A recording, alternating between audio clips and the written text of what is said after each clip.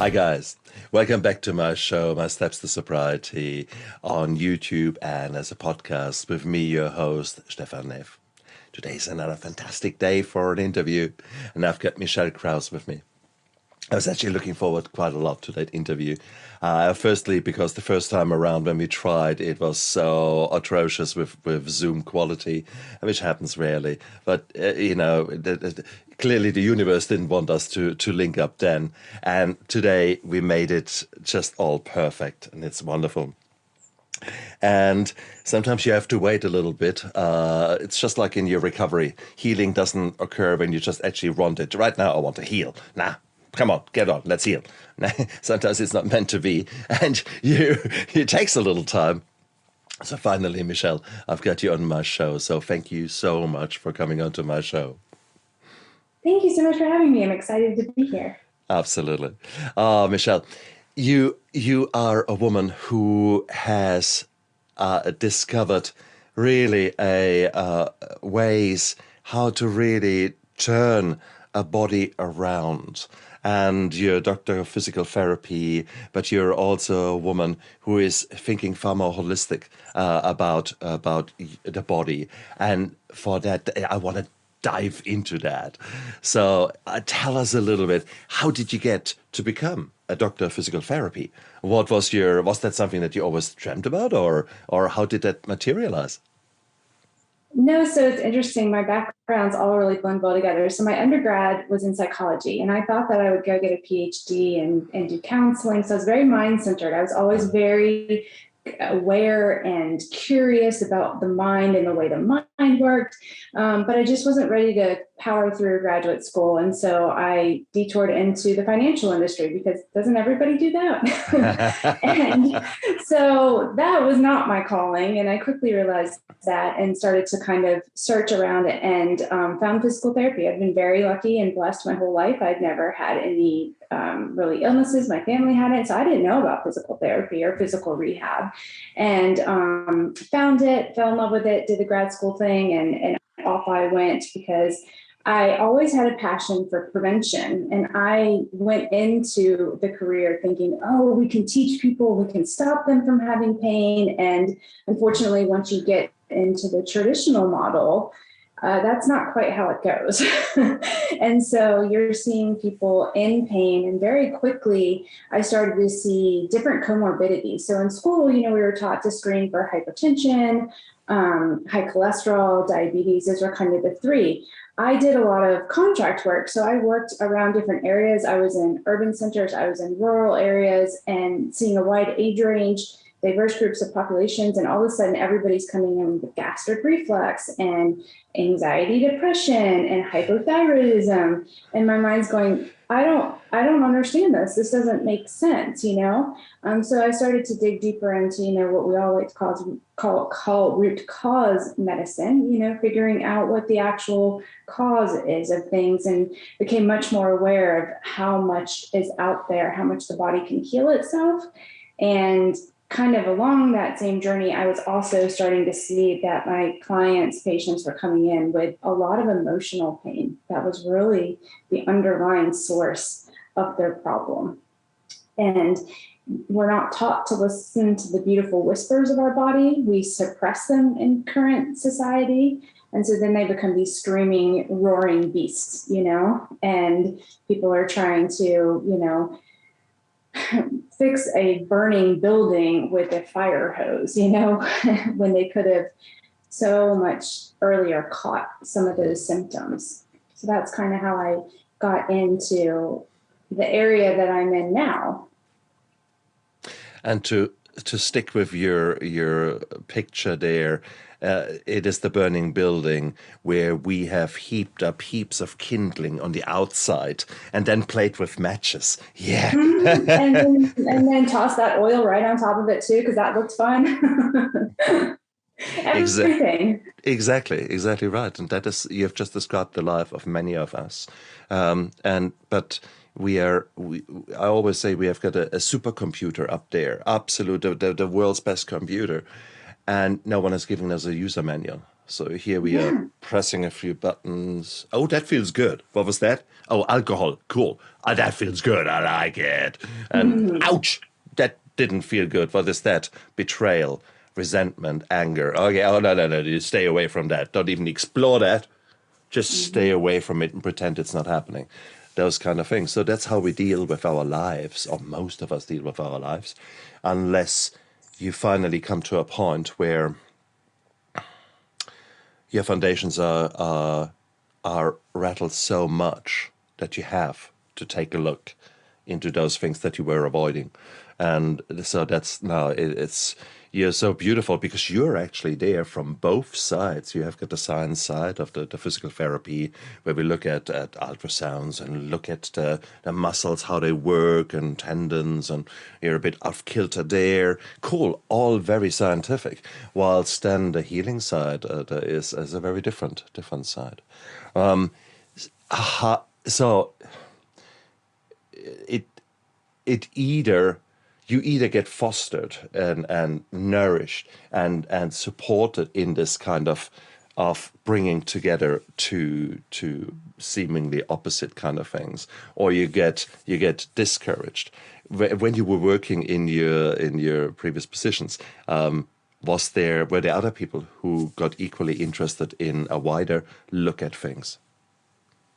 Yeah, I came across a few people that were interested in it. I mean, I know you're in the model or you've been in the model, and it's just really hard when you're under that productivity pressure and you're under that time pressure because you lose the ability to have space to be time and space to think and be creative and to really almost be present. It's Mm. like you have just like narrowed everything down into these like clinical pearls, and it's like, okay, you're a low back pain patient. We're going to start with A, B, and C, and then maybe we'll mix in something. Uh, And when you have gotten that, over 10,000 hours where you're comfortable with it, it's really easy to do.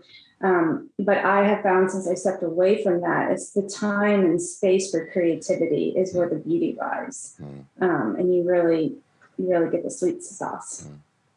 Also, physical therapy is very outcome driven. It's typically get the patient back to work or get the Mm-hmm. patient, I don't know, to light duties or something, whatever it is. There is clearly an outcome there. You've got 6 sessions, go for it. And what do you mean? There's a stop there. What do you mean? What do you mean emotional? We don't care about that. That was a work industry, or there was an industry an accident at work. Therefore, that is what we cover. We don't care about whatever other issues have arisen in this patient's life, isn't it? Well, and there's a duality and an opposition in the sense that, like, yes, the insurance is saying, here's what you can do. When the insurance starts to dictate what you as a clinician can do, that's where the frustration really, really hits you because you spend all this time and money and you have this passion, and I'm being told by somebody else who's not with me, present in front of me, what I can do. And Exactly. that really, really bothered me. Yeah. And they also didn't have a concern about pain. So the patients were coming in because of pain and function, limited function, but pain was the bigger one. Mm. And like you were saying, the insurance is driving, we don't really care what they're feeling like. Can they do X, Y, and Z better? And, it's just a really big disconnect. So you've got to step outside of that model, in my opinion, to move into like a thriving, healthy state. Absolutely. And that is so important and that is so beautiful that you have stepped out of that and allowed yourself to step out of that. Because I don't know how many physiotherapists is the way we call doctors of physical therapy here. Yeah. How many physiotherapists are really just going to work, trying to make the money and going home.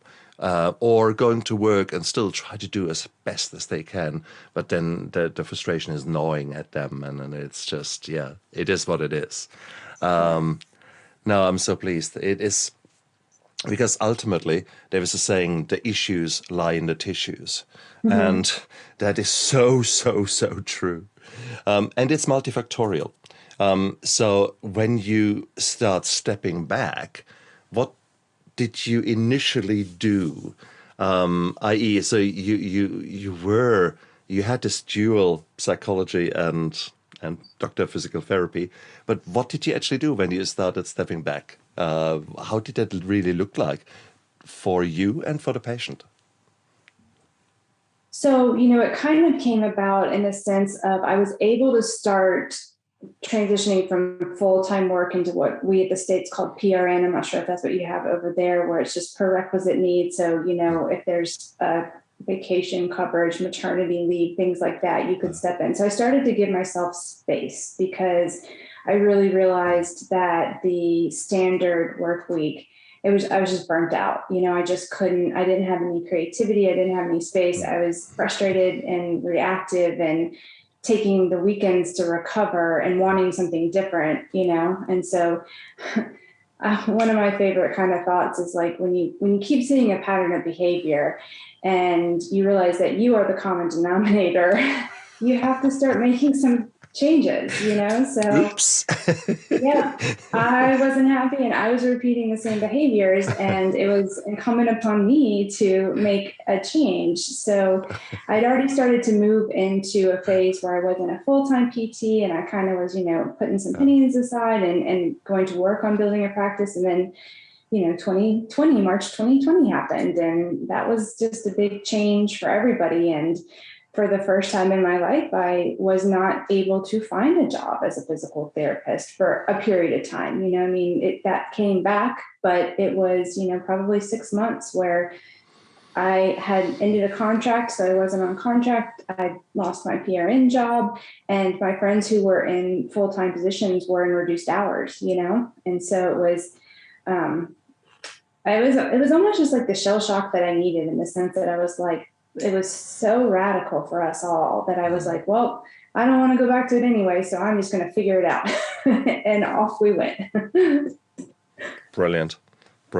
And sometimes you need that shell shock. That's probably actually a really good way of describing it. And it, whilst COVID and other changes have been disastrous for many people, it also had a silver lining for many people who were actually pushed towards changing their lives, often to the better, so many times to the worse, because they were not able to do what you were doing. Mm-hmm. So therefore, I'm really, really pleased for you that occurred, because without that you wouldn't be sitting here with me and having all those realizations. So how does that look like? So let's say we take my example. I ended up several years ago with a most atrocious Achillotendinitis. It's basically the Achilles tendon runs on the back of your calf down to the foot, and this tendon is beautiful when it works. I mean, it gets inflamed and is sort of twice the size, and every single step you take is agony. Then you know how the feeling is when you're getting old, and you feel crippled when you feel, oh. And that was me 5 years ago, due to walking in the wrong shoes, going hiking in the hills, and laying the wrong things on there. So if I now came with that story to you and were to say, hey, look, this is me at the moment, can you please help me? How would your approach be? So don't really work with specific body parts anymore. I've really transitioned to working with the emotions and the body. So I work specifically now with people who are really struggling with stress and overwhelm and anxiety.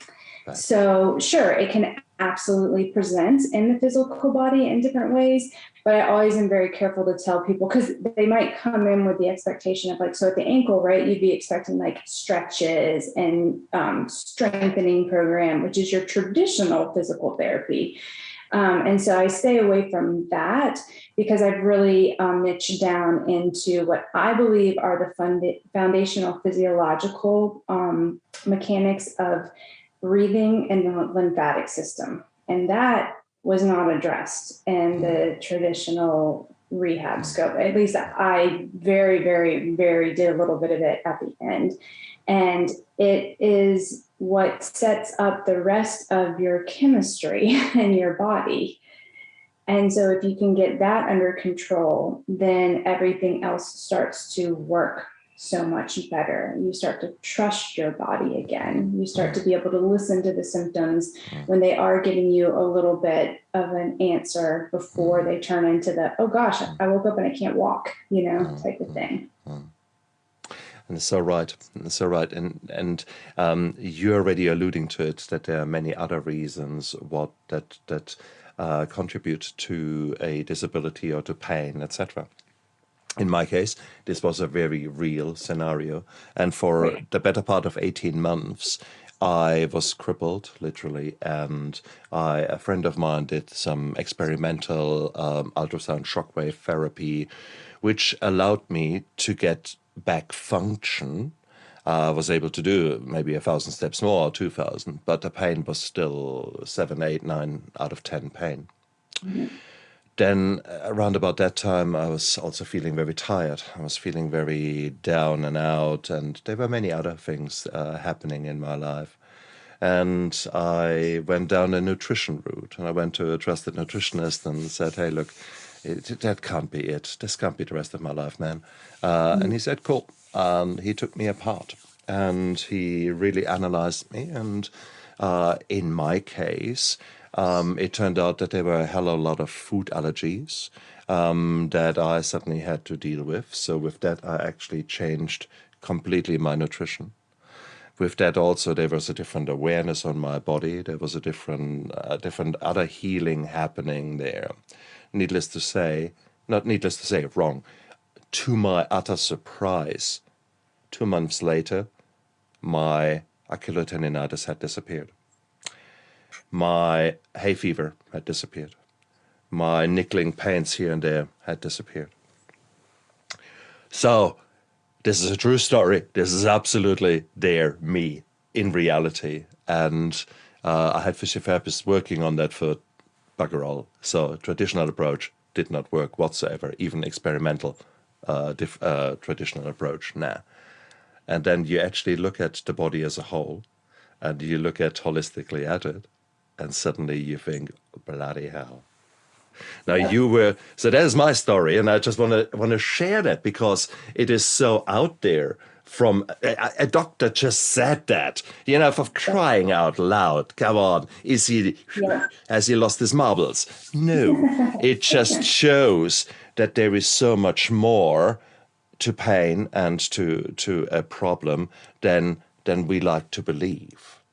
And for me, it was nutrition, but also I've changed other things in around that time. So here you go. And you were referring to two particular techniques, the breathing and the lymph drainage. Why don't we go into?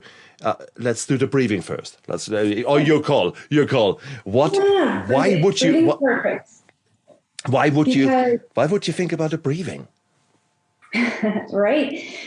Because we're not thinking about breathing, and we all have bad breathing patterns, which sets up the whole physiological process in the body in a negative feed forward cycle.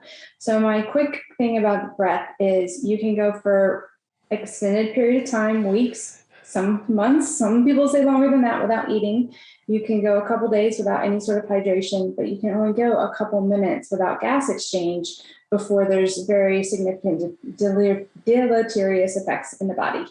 So it is an automatic function in the body for us to have respiration, that gas exchange to occur. But the actual breathing and breathing mechanics gets much, much more in detail very fast. So most humans today shallow breathe, and they breathe through the chest. So they're breathing too rapidly in the front of the chest, which overuses. Yep. And you see already, whilst I'm doing it, my arms go up. You see the shoulders moving. Exactly. So the gas exchange is off, your acid balance is off, every part of the body gets thrown off. So it's a negative cycle.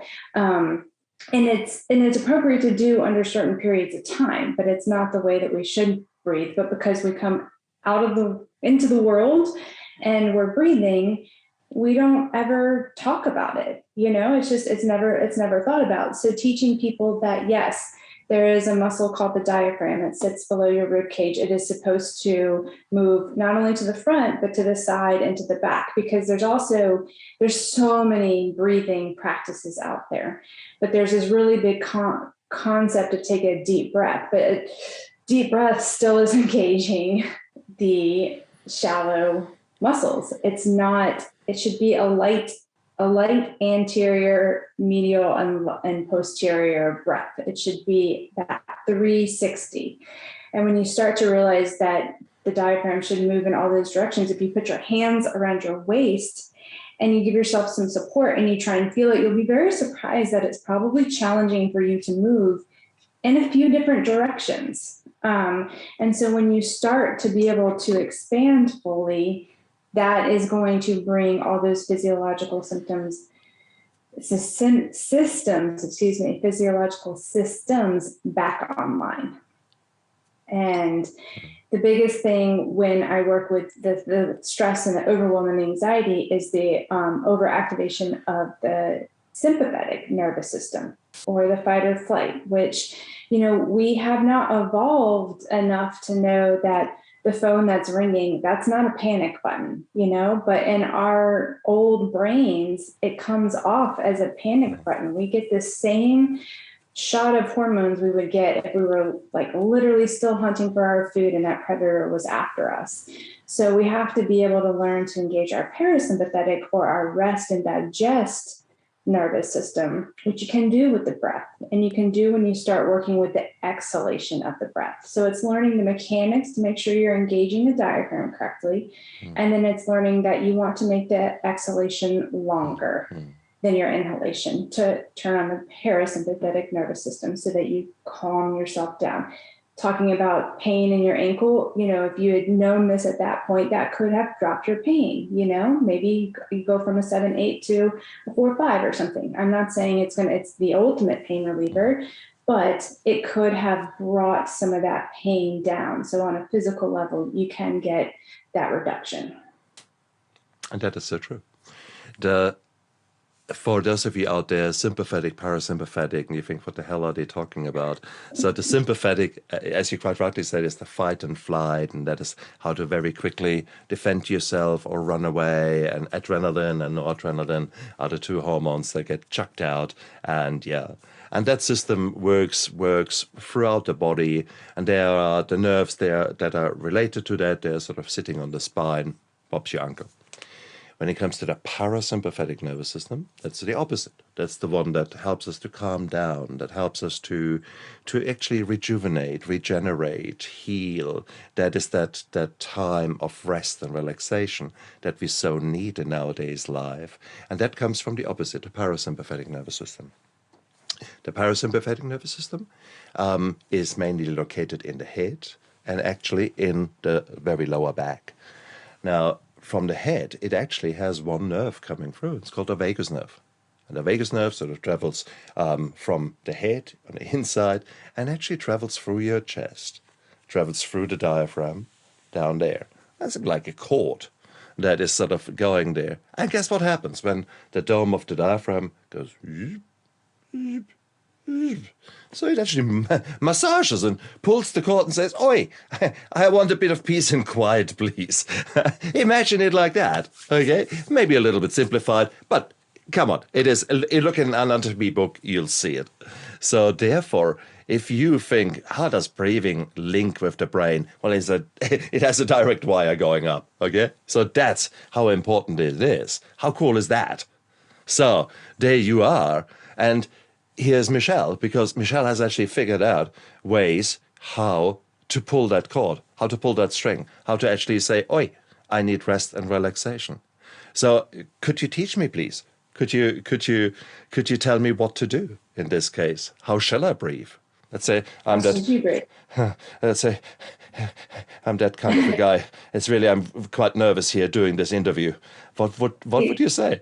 Exactly. So a lot of times if somebody was to be in that extreme of a breathing posture, we would lay down, because when you take away gravity, it makes the brain feel safer. So everything that our body does is because the brain has decided it's safe. Now, it may not make logical sense to you, but it is what the brain has interpreted as safe. So we're always trying to create a feeling of safety within any of the exercises that we do, because sometimes a lot of us have been kind of like, grind it out, just grit it out. You got That's it. right, yeah. That's not going to work. Your nervous system is going to override you, and it's going to put the brakes on. So we always want to make it safe. So if you are truly somebody that you are like, oh, what's she talking about? What are they talking about? We're going to go look, and you're up here like this. Go lay down to start with, because you're going to need to start with gravity eliminated. And the easiest way to do if you're at that level is to use one hand on your chest and one hand on your belly, and to work on just trying to feel the expansion through your stomach up front, right? So if you're so stuck in your chest, don't worry about the 360, like we need to get you to realize where the diaphragm is first. Exactly. So we start with that, and you can use your hand, and if you feel safe with that, you can do it, then you can put a little book on you so that you get some weight, so that you have something to go against, to give it a little bit of resistance, because the diaphragm is a muscle.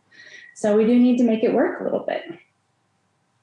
And exactly what you were saying with the way that the nervous systems work, I'm usually very kind of general when I talk like this, just because I'm specific when I work with a client as to where their nervous system is. You'll hear, if you go search breathing, you'll hear box breathing, which usually people talk about 4, 4, 4, 4. And that just means inhaling for 4, holding at the top of that inhale for 4, exhaling for 4, and then holding that exhale for 4. Well, if you're stuck like this and you're really anxious, no way you're going to be holding your breath for 4. Your body is going to be fighting you like crazy. So we meet you where you're at. If you're having a panic moment, maybe it's 2 seconds, just do 2s. And then as you start to practice and you're able to pull that time up, your breath starts to teach you what state you're in if you're still struggling to figure out if you're stressed or anxious or nervous. Because if you think, oh, I'm going to go do my breathing, and you're like, okay, it's a 4-count day, and you're like, no, it's a 2-count day, then you know that your nervous system is amped up and that sympathetic nervous system is turned on, and you can get curious. I tell people to just be curious about things. So like if you find yourself in that situation, what was it? What was going on? Did you, not get breakfast out the door for the kids? Did, something happen? Did the Zoom mess up on a call that you thought you were going to do and you had to reschedule? All of these subtle things that can add up very quickly in modern life. And we just brush off and we brush off and we brush off. You start to realize how they're impacting you and affecting you. And then that gives you the power to be able to manage your life better, because we're all different, every person is different. And some people has a bandwidth up to here and they can crush it and crank it out all day long. Now, I don't think that's sustainable, 24/7, 365. That's a different conversation. But, there's still people who have bigger energy tanks than other people's have. And it's just learning what works for you and what's going to make you the best version of yourself. And, giving yourself grace to have that and step into that.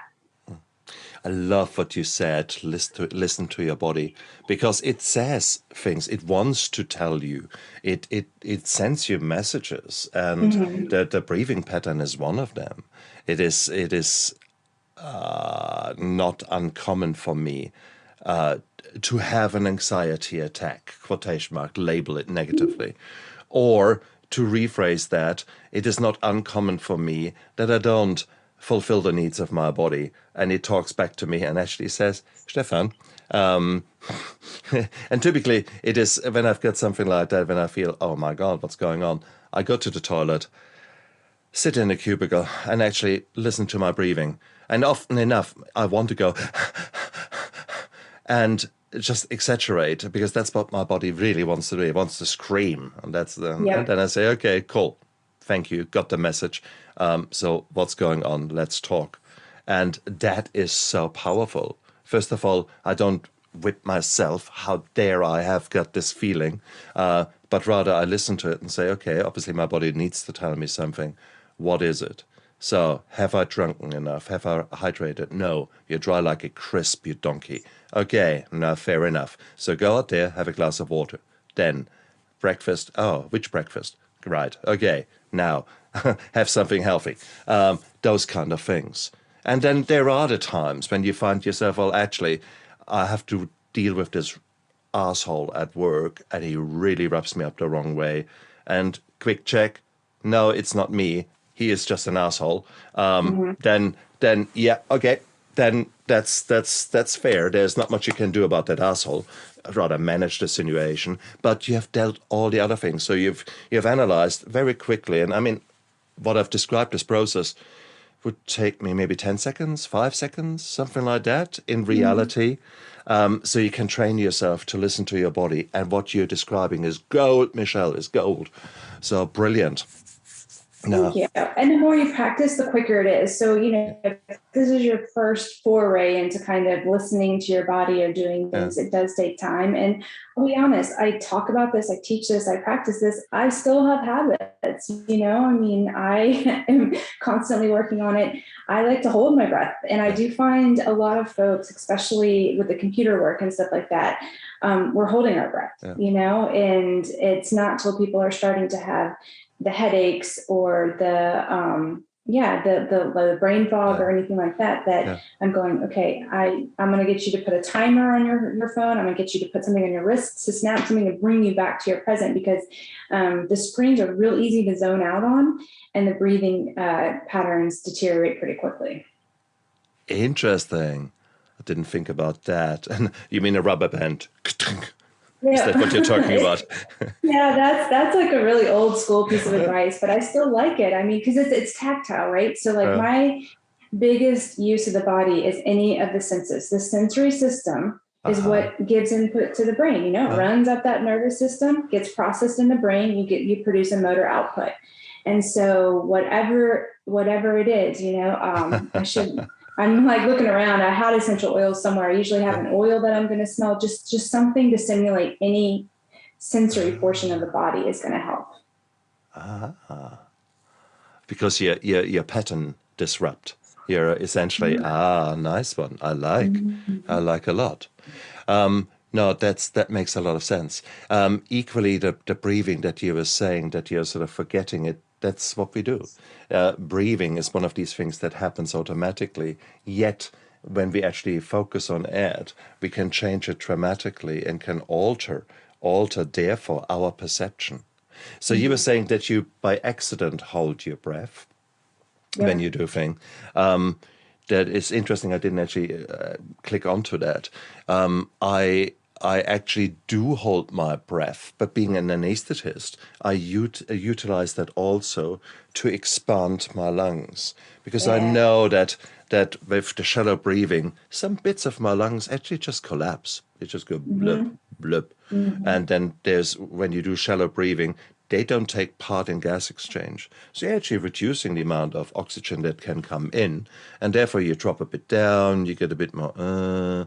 So by actually taking a deep breath in, holding your breath, that's what we do after an anesthetic in order to open your lungs up and then make sure that they can partake again in the gas exchange. That is something really nice to do, and I guess that's equally some very beneficial aspect of your voluntary changes in breathing. I.e., so you were describing the box breathing, the 4-4-4-4. Right. There's this. I was always more partial to sort of take a deep breath in on X. And then hold the breath for X times 2, and then breathe out over X. How is that something? I mean, what are the advantages of the different types of breathing patterns? Right.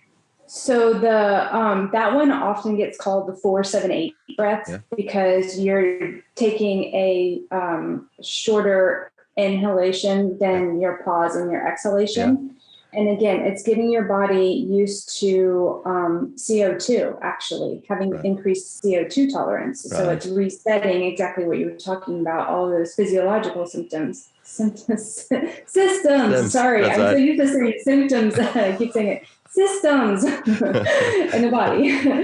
And then engaging the parasympathetic, the rest and digest, exhalation, because the expiratory muscles control the parasympathetic nervous system. So that's where that comes into practice. You can use the breath to energize. So some of the Wim Hof methods, if you're familiar with that, I'm trying to think, like breath of fire, I think it's called, can, also get it gets blood flow to the brain, right? It gets everything going to the brain and amps you up. I just normally work with more people who it serves them better to learn to have a little bit more CO2 tolerance and to actually get all of the gas back out of their body, because exactly what you're saying, like they're just not using all the loads.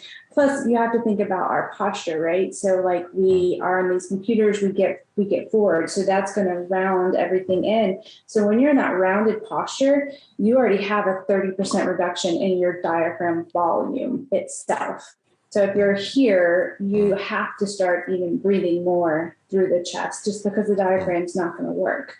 So all of that together is where my interest in breath work is focused on. Like I said, there's so many different types of breath work out there. You can do breath work for energizing, but I just typically give people resources for that because I'm have people who are drawn to me to try and calm down. Absolutely. And I think there are extremes in the other way. And when I say extremes, techniques in the other way, I think there is absolutely nothing wrong with you energizing yourself in the sense of standing in front of the bathroom mirror. Actually, I would go into the cubicle, realize what the hell is going on, then come out, and if no one is there, look in the mirror. You can do that and take a power posture.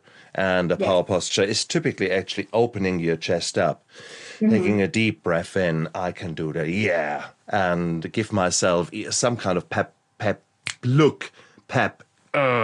that kind of a thing. You can do it kind of a thing. So not only have I opened up my chest and did something about that, I also use that technique as a trigger, as a press the button. Okay, now it's energy. Now it's crunch time. Let's do this. And it is.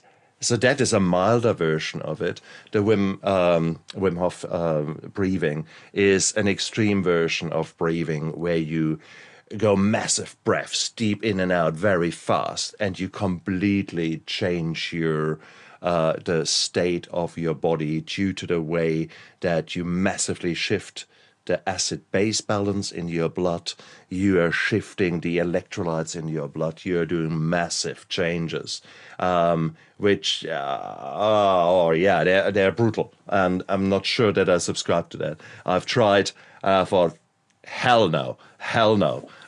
So these are extreme things, and that is one extreme. So in other words, we can use breathing patterns to calm our body down. Or we can use them to shift us in the other way. The more extreme you are, the more they can have their own problems. So therefore, it's well worthwhile realizing, hey, start gently, start learning about your body, and start learning with someone who actually has done it once or twice. Hey, not just listen to us and then now let's go to the extreme because I'm extreme. And I'm worth it. No. So that's cool. So we've touched upon the breathing, how important it is. And now there was another topic, the lymph drainage. So let's quick anatomy, physiology. There is fluid throughout your body. We are 50, 60, 70% made out of water. Now this water can be in the cells. That's where it belongs. It can be around the cells, but outside of the blood vessels. And it can be in the blood vessels. So these three compartments. So it's cool. And there's a massive flow of water happening in 24 hours. 80,000 liters of water are going in and out and in and out and in and out of these blood vessels. So they are going out to bring oxygen and nutrients to the cells, and they're bringing rubbish and CO2 back into the blood vessels and go back up. So that is how it is supposed to work. Now, there's some of the stuff that doesn't get back through the blood vessels, but it's actually sort of sitting around the tissues. And that's where the body has created sort of a separate system, the lymph system, that is sort of drawing some of that rubbish and some of that stuff out, collecting it outside of the blood vessels, and giving a second pathway. Sort of, if you can choose more or less, some substances or some bits can choose. So the lymph drainage, that is really what is happening. It's something that we take for granted and that we don't even know about until something goes terribly pear-shaped. So quick summary there. So what's this lymph drainage? So yeah, it's a getting rid of rubbish system kind of in the body. So what about it? Why do we need to know about it? Exactly. So beautiful description of what it is. And when we're talking about the arteries and veins, the lymphatic vessels run right along those channels throughout the whole body. So it is head to toe, whole body. And the big key with the lymphatic system is that it does not have a natural pump. So your blood vessels have your heart to pump it and to move it. Your lymphatic system does not. It is dependent on your body moving and the muscular contractions to get it to return the fluid back up and get it out through the venous system. So that is great, but we are a very, very, very undermoved society.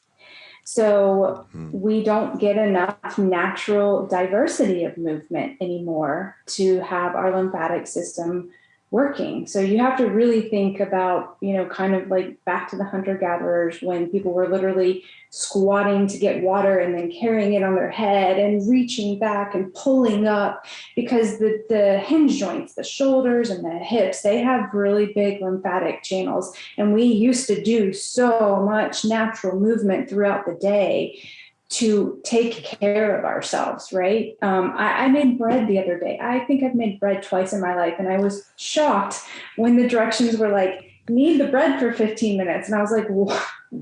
But it's just, that's how much we've outsourced our movement that, that once upon a time would be nothing. And that's a lot of small, little detailed movements. But when you're doing something like that all day long, or a good portion of the day, in order to feed yourself and bathe yourself and protect yourself, it got the lymphatic system working. And nowadays we don't do that. So it gets backed up very, very quickly.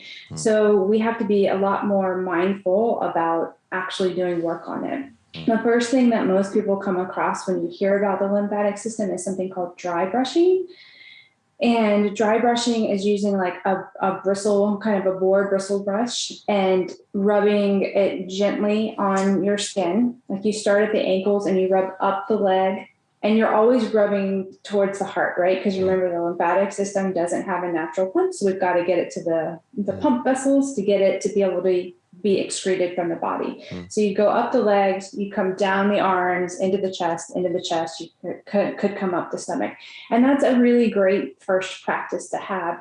But I've gotten a little bit more specific because there are bigger areas of lymphatic drainage and lymphatic chains in the body. So the thoracic duct, which pairs beautifully with the breathing, is right under your collarbones. So in the middle, where they come together, right underneath and right above is where you want to stimulate before you try and do any of your lymphatic work, because you want the lymphatic duct to be open. You don't want to do all this work and then it gets down there and it can't go anywhere, because then it's just going to back itself back up. So we do a lot of work opening up the lymphatic duct first. And then there's a lot of, so it's drainage through the lymph system, but also vagal nerve toning. So it's kind of a 2-for-1, and using that to get this to open up. It's interesting that part of your story is food changes helped with allergies. Me too, as well. But honestly, what really made it so that I didn't have to take pharmaceuticals during our allergy seasons was doing this particular neck and head lymphatic drainage. I started doing it in the fall of 2019. And for the first time in the spring of 2020, I didn't take a single pharmaceutical drug for my allergies. And I'm talking about, I had allergy shots until I was 21. I was always on a pill and a nasal spray. Yeah. And so, yeah, it's just, I was not moving my lymphatic system, and I did not know how to do some of the manual techniques. And then you can do movements, right? So people will talk about using a rebounder, like a trampoline type bouncing thing. That's another great way to move your lymphatic system. There's some, cool vibration plates you can get, into purchasing toys. You can do that. But so honestly, how do they work? Because you're still standing on them, so it's still against gravity. So how do they work? Yeah, but it's because it's actually shaking it and moving it. So it's getting those muscles to move it. Like, you're not actively moving it, but something else is moving it for you. Because your muscles that's right. Your muscles contract, and it's the contraction there. So you've got the lymph vessels that are sitting next to muscles there, and because you're holding yourself on such a wobble board, so there's constant tension there happening, and that's squeezing the fluid through the lymphatic vessels up there. So you can imagine that. What about me lying down and just legs up in the air? Would gravity not drain that? Would that not help? Yeah. Yep. So that's a really great practice. Again, if you're a little bit more challenged right now, that would be a great starting practice to do to help to be able to drain it. Again, there are gentle manual techniques you can do where you stimulate down through the groin region, like the hip bone into the middle midline. There's the inguinal, region right there. And there's a big lymphatic chain that sits there. So if you stimulate there and then along the adductors and behind the knee and the popliteal space. So you can manually do a lot of work if you're not able to do some of the more active movements. And the nicest thing is, like I always tell people, I'm like, super, super light, pretend like you're just soothing a baby, like the lightest touch that you do when you just rub over a baby's head, the lymphatic system sits right underneath the skin, the epidermis. It's fragile. So this is not a grind in and get it, it's another way to work gently with the body, which I think is also why I'm drawn to it, another way to love your body. And again, there are techniques for both, in the sense of we sometimes think we need to put huge effort into it, and we need very expensive machines and very expensive things. Now, they can be of help, no two ways around it. And they some of them, like a light touch, will not necessarily empty a completely blocked up kind of system in there, but it will start. And it will tell your body. What you're actually doing is you're teaching your body to, again, pay attention to what it needs to do. Sometimes our body is as confused as we are because there's so many things happening. It's so noisy out there, and it's with our body is the same. And sometimes when we actually pay attention to it and actually give your body a chance to have to reconnect with itself, the reconnective healing to a certain degree, there is suddenly things change, and don't be surprised to see actually tremendous changes happening once you pay attention to those little things, to the simple touch, to allow yourself, if it is safe to do so, to do a hug with someone, a nice, long, 20-second hug. It would be nice if you know that person. If you don't do it to a stranger out there. It's probably frowned upon. But, it is sometimes just that. And then see what happens to your breathing pattern. See actually what messages are coming through with that. And, it's amazing. It's get to know your body again. Because if you were like me for many years, where we distract ourselves with work and then alcohol and then whatever other things, you never take the time out to actually listen to your body. And I think that if there's one thing that I've learned now is to do that and to just listen, take time out and listen. And don't be afraid to go slow with it and know it's going to take a while, because when I was a huge distractor too. And when you start to try and give yourself time and space to do some of these practices, your mind is not going to like it. That's where the mind starts fighting back really quickly. So if you have to start with just doing it for a minute, just do it for a minute, because Perfect. something is always better than nothing. And again, like we were talking about foundations earlier, this is setting the foundation. And the more you do it, the easier it gets, the longer you can do it. And over time, you start to see those really big changes. And indeed, if you look at some of the other kind of techniques for well-being out there, if you look at yoga, well, there are so many different versions of yoga, but many of these versions are to calm your mind down. And what do they use? The breathing. So as an example there, so if you say, I really enjoy my yoga because it stretches me, yeah, maybe you also enjoy your yoga because you finally actually give yourself some time for some serenity and to live truly in the here and now whilst you're holding that posture. So there are maybe more things happening there than you accept and that you like. And for me, it is if I go for a really long swim, 1, 2, 3 Ks, and then just at the end, just lie there or sit there in the water, and my mind is calm and my breathing is calm, and it is beautiful. It is a reconnecting with yourself. So however that occurs, find and create situations where you allow yourself to get to that space. And once you achieve that, it becomes a bit of an addiction because your body says, "Ooh, that's nice. Can we do that again?" so, so no, brilliant, Michelle. And here you are. We touched upon two fundamental things: the lymph drainage and the breathing. But there's so much more to well-being. So we guys gave you today, we gave you a bit of a teaser there. We gave you, that's right. And so therefore that's maybe a start of a journey for us to plant those seeds. And if you guys are now getting thirsty and think, tell us more.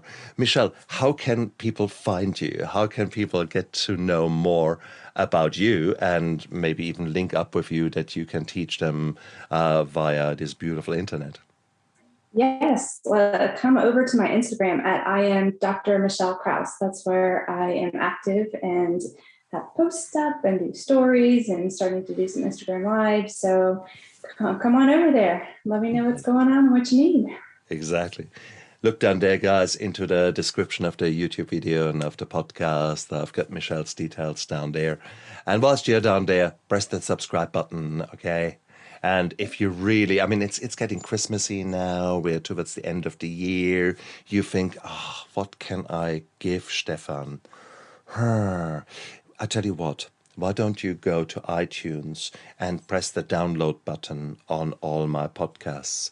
And why don't you do maybe the same? Just hit the go to my YouTube channel and hit the like button to some and think, hey, that's really good stuff.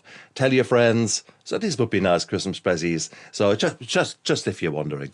Otherwise, the more we can all connect, the more we can all work together, we can make this world a different place. We can work, first of all, on ourselves. We can learn to love ourselves and to go back to basics, to learn how to breathe so that it suits us better. We learn how to get rid of the rubbish in our bodies by looking at the lymph drainage. There's so much we can do. So much. And so sometimes we're in this kind of victim and powerless and hopeless scenario. Okay, that's yeah. Sometimes we are there, and sometimes it feels like it. Rest assured, it's not. It's not. I'm living proof, and probably Michelle is. If we dig long and hard enough, then we find there's a bit more going on there in trauma that we have not touched upon, and we don't need to today, because today was really giving you a technique and a skill. But these techniques and skills can be a lifesaver. And for that, Michelle, I'm so grateful that you came onto my show. Thank you so much for teaching us and showing your passion. You're very welcome. Thanks for having me on. I enjoy talking to everybody. Absolutely. You guys out there, I believe in you. Stay strong and look after yourself. Bye.